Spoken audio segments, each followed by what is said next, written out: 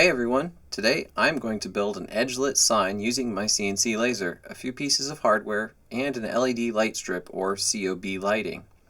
I'm going to be using the Stow Better logo for this example.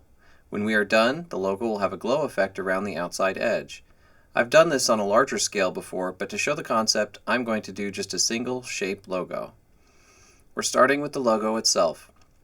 This is the piece that will be visible, so it's made of color-accurate 1/8 inch acrylic. There are no holes in this layer as we will be gluing to the back of it. You can also see the laser screen cutting this out at the same time.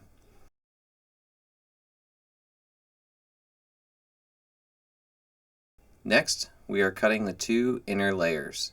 Material color doesn't matter for this step as both layers are hidden. I've sped up this footage quite a bit as this is 1/4 inch acrylic that takes a while to cut through with my laser.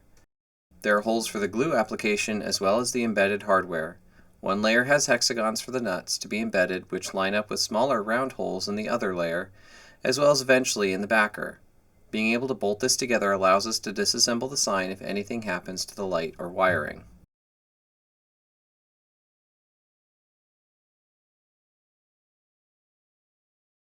The last piece that we are cutting is the backer.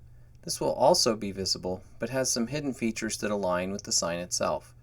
There are smaller holes to mount the sign and one larger hole for the electrical wiring to pass through. Since this light strip has a built-in switch, the hole has to be large enough to pass the switch through. If you did your own wiring, you could use a much smaller hole, but I used a simple 5-volt LED light strip kit. After the sign is out of the laser, we need to start assembly. We have these two inner layers which are clear for this example. We'll mount the light strip around the outside edge. The other piece is the front logo, the part you actually see. We're going to start by gluing the logo to the first inner layer, the one with the hexagons. I'm using an acrylic solvent cement which will create a really strong bond between these two layers.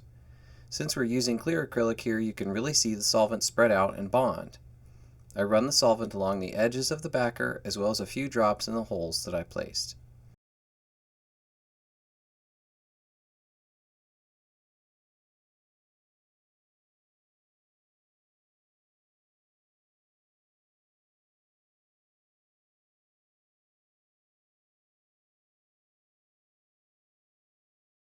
With the two layers bonded together, now is the time to add the captured nuts. If you forget to add them here, you won't be able to assemble the sign together. With the nuts placed flat in each hexagon, I line up the second inner layer and repeat the gluing process.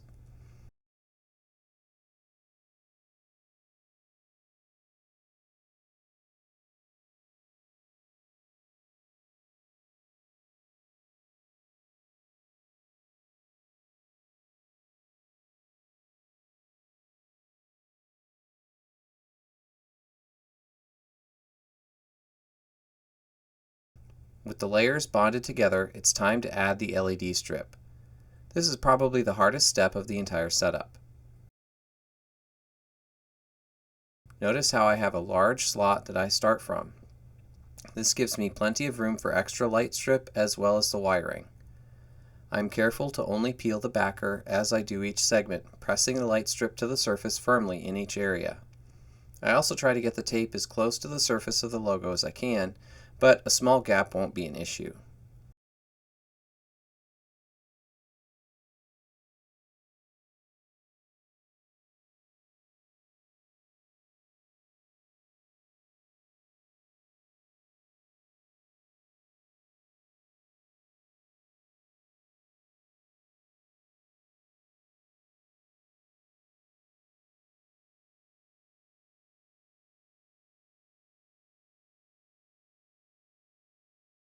The hardest surfaces to work with are the inward curves, as the tape will want to pry itself back off the surface.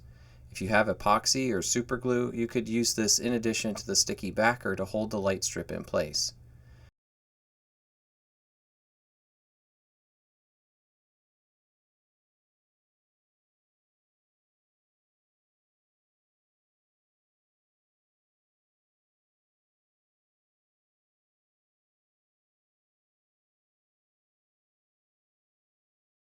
When I get to a really deep corner, I make sure to use a tool to really push the light strip firmly into the corner.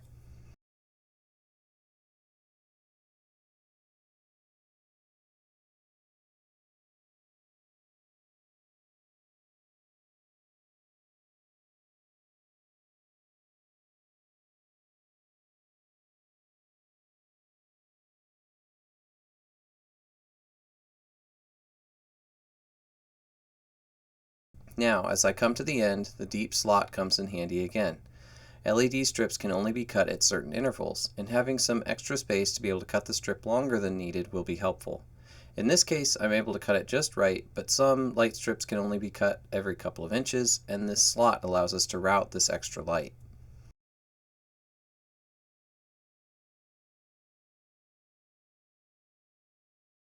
Finally, I take the backer piece and line it up with the holes. The LED cord goes through the large hole, and Allen screws go through each of the smaller holes and line up with the nuts we placed earlier. You'll have to start the nuts upside down as I show here, since that will allow gravity to start the nuts on the screw. Once you've started the nut, the sign can be reoriented in order for you to tighten it.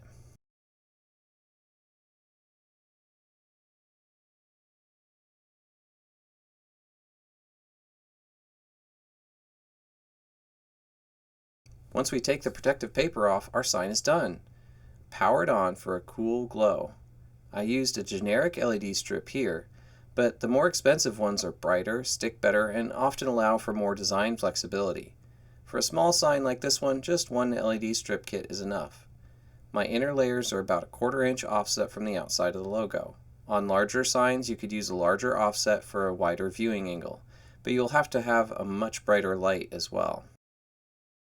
I hope you enjoyed this quick demo of a lighted sign. Let me know in the comments if you have any questions or if you plan on making one yourself.